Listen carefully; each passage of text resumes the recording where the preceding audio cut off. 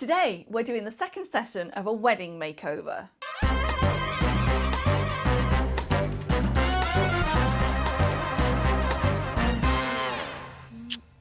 Hello TLCers, today we are doing Simone's second session.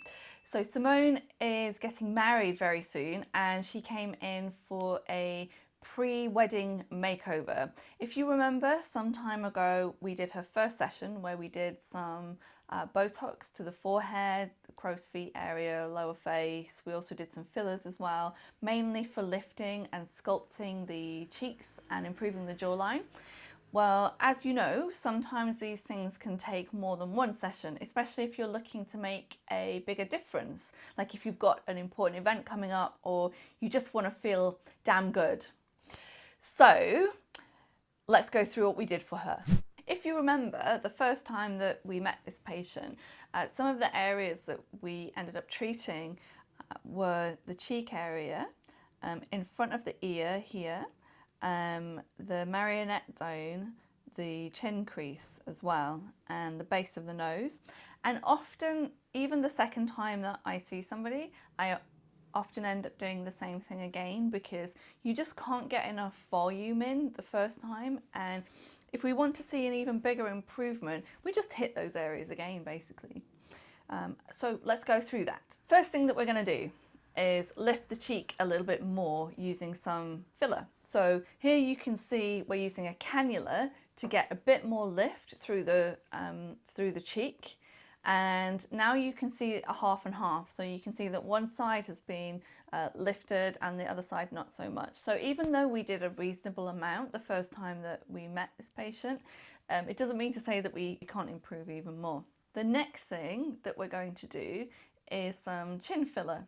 Again, using a cannula and a little bit of jawline strengthening. Can you see here how we're just going down to improve the shadowing in the chin and also make the chin and the jawline run into each other a bit more congruently? Because if you have a sort of a dip right here, it can be a distraction from having a stronger jawline.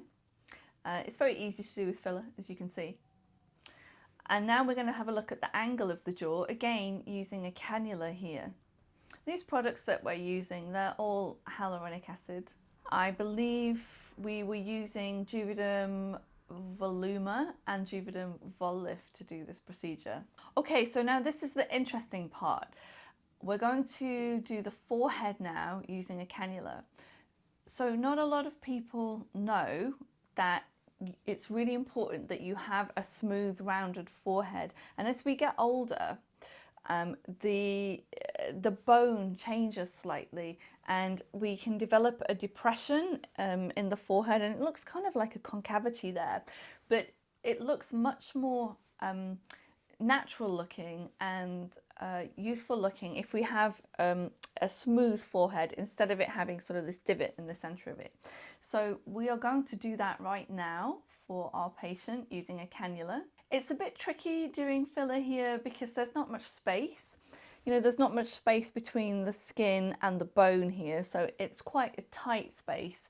It doesn't really hurt because there's lignocaine contained within the product. As you can see, it does make quite a big difference, and it changes the way that the light reflects from the forehead, just giving her sort of this internal glow, which is quite nice. Because we haven't had enough of cheek filler, I'm going to come back down now and do some more cheek filler. This time we're looking at the front part of the cheek to give a bit more projection through here.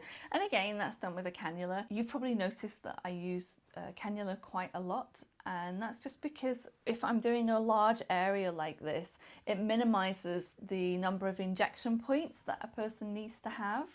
So it means she'll be much more able to go out easily afterwards without looking like she's just had something done basically. And from this front part of the cheek, we're now going to sculpt the cheek itself, so going from the front sort of to the lateral cheek there, again using a cannula. So let's just have a look at her side by side now. So we've got a picture of her before she had anything done and at the end of this session now. So you can see that we've got a lovely improvement in the way that the light is bouncing off the forehead here. We don't have those lines across the forehead that we used to have, and she just looks a little bit more rested. You can also see that the darkness underneath the eye has improved, and that's because we've got a bit of lift going on here. This whole cheek unit here just looks like the light is hitting it in a more attractive way, and we've got a little bit of shadowing underneath here because obviously you can't have light without shadow, very important. But if you compare the two sides, you can see here on her before picture, she does have a bit of a cheek contour, but she has it here. Often people will say, if I get my cheeks done or if I get filler put in my face, am I going to lose my cheekbones? Because as they get older, they lose fat from this part of the face, and oftentimes people can like it. But as you can see, even though we've got rid of this depression here, it's still there to an extent, and it just looks a lot more youthful and softer afterwards. So moving on down to the chin, you can see that we've improved this area where she's got quite a bit of shadowing there in the before picture. And just everything looks a lot more luminous. She's got a glow to the skin. So the next thing that we're going to do is the lip using a needle. So first of all, I'm using a needle to elevate the corner of the lip and turn it up slightly. You can see that here. Now, unfortunately, as some of you are aware, when you have lip injections done, sometimes people swell up quite a bit afterwards, and the amount of swelling that you get can be quite variable. So some people swell a lot, other people hardly have any swelling at all. Unfortunately, I myself am in the category where I swell an awful lot, and so is our patient here. So you can see that after she's had her lip injections done, her lips look really, really swollen. They are not going to stay like that. I cannot emphasize this enough. They are not going to stay like that. That's just a temporary thing because we've only just done the procedure and we haven't seen her yet for her after shots. So just one more time, her lips are not going to stay like this. I'm just showing you so you can see how it looks sometimes when you have lip injections done. Next, we're going to do some treatment in the neck. So, you know, when you start to get those kind of necklace lines, the really fine lines all the way around the neck, we're going to use something called Juvederm Volite in those to just improve the quality of the skin there and help to reduce those necklace lines. And the last thing that we're going to do is a little bit of Aqualix, which is a fat dissolving injection underneath the chin. So it looks a little bit grim. There's a lot of swelling after you have Aqualix done. Aqualix is kind of like Kybella, it's the same active ingredient, but we don't have Kybella approved for use yet over here in the UK, so we still use Aqualix. The swelling will last for maybe around 3 days. You'll feel like you have a big tennis ball underneath here, which sounds awful, but you know, you only see it if you're looking at someone from the side. That's a joke, by the way.